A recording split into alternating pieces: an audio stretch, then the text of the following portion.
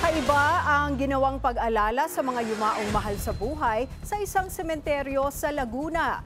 Bukod sa karaniwang pagbisita, early celebration na rin daw ito ng Pasko.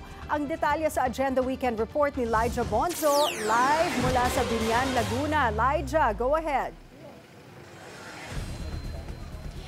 Mag-aalas 7 na nga ng gabi pero tuloy-tuloy pa rin ang pagdagsa ng mga tao dito sa Forest Lake Memorial Park, Biñan, Laguna. At hindi nga katulad ng ordinaryo na pag-alala natin sa araw ng mga yumao ay tila kakaiba ang naging bagtaraos dito. Mga samot-saring dekorasyon na tila naging banderitas, mga parol sa pasilyo at maging sa mga dingding. Ilan lamang yan sa mga sumulubong sa amin sa Forest Lake Memorial Park kasabay ng pagdaraos nila ng Undas Ko o ang pinagsamang selebrasyon ng Undas at Pasko. We tried to really change the way people see the memorial parks. We want the memorial parks of Forest Lake to be like a festive, celebrating fiesta.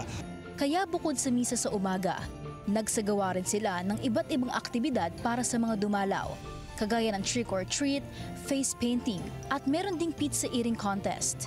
Here in the Philippines, September 1 starts the Christmas season. So why not celebrate Christmas with your dead loved one during this November 1 time?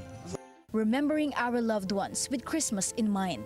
Yan daw ang nais na tunguhin ng Forest Lakes na una nilang sinimulan noong 2023. This year, mga lantern o parol naman ang tampok ng Undas Ko.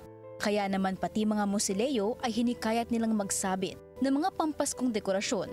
Para sa ilang bumisita, isang pagkakataon ng araw na ito para makasama ang mga pamilyang kapiling pa nila.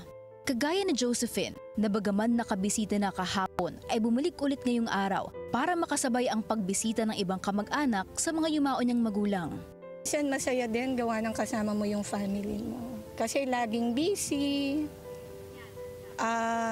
sa school tsaka sa trabaho. Kaya holiday naman ng November 1. Kaya ito lang yung chance na magkakasama. Taga Laguna lang sina Josephine, pero maaga pa rin itong bumiyahe para maiwasang ma-traffic sa hapon. Nagbiyahe naman mula pa sa Lower Bicutan, Taguig ang pamilya ni Ronald.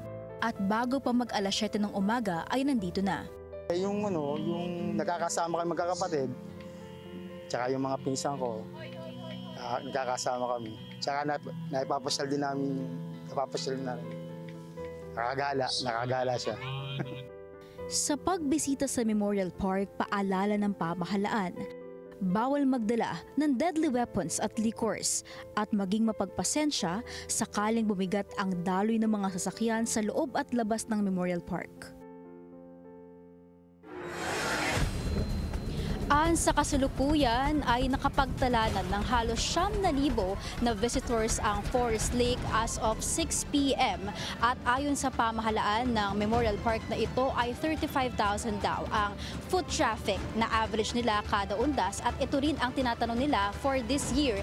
Lalo pa nga at natapat ng weekends ang Novembers 1 and 2. At kaakibat nito patuloy ang pagsasanib puwersa ng LGU personnel para naman mag-assist sa daloy ng trapiko, gayon din sa pag-maintain ng peace and order at magbigay ng paunang lunas kung may mga ngailangan. Yan muna ang latest mula dito sa Biñan, Laguna. Balik sa inyo, Ann and George. Maraming salamat, Lyja Bonzo, live mula sa Biñan, Laguna.